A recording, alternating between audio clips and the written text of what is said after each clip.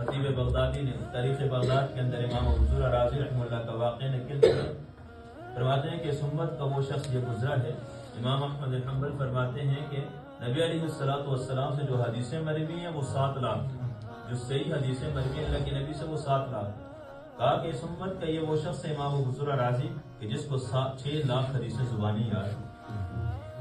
وہ باتیں نقل کرتے ہیں کہ ایک مرتبہ 10 ہو رہا تھا تو 10 میں دیر ہو گئی، لمبا ہو گیا 10 تو شاگرد ایک میں اٹھ کے گھر گیا تو بیوی نے پوچھا کہ بہت دیر سے آئے، خیریت ہے؟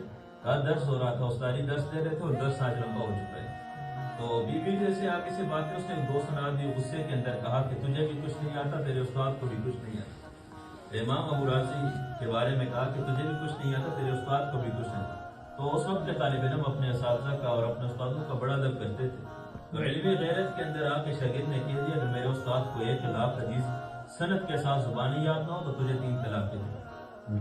بات تو کہہ دی، واپس آئے استاد جی کے پاس کہ میں یوں گھر گیا اور یوں میری بیوی نے مجھ سے باتیں کی اور میں علمی غیرت کے اندر آ کے میں نے کہہ دیا کہ اگر میرے استاد جی کو 1 لاکھ حدیث سند کے ساتھ یاد نہ ہو تو تجھے 3 طلاق دیں۔ تو امام ابو زرع رازی مسکرائے، کہا کہ بیٹا جاؤ اپنی بیوی کو پاس رکھو، تیرے استاد کو 1 لاکھ حدیثیں زبانی اس طرح یاد ہے جیسے تجھے سورہ اخلاص یاد ہے۔ ایسی شخصیت اس امت کی وہ گزری۔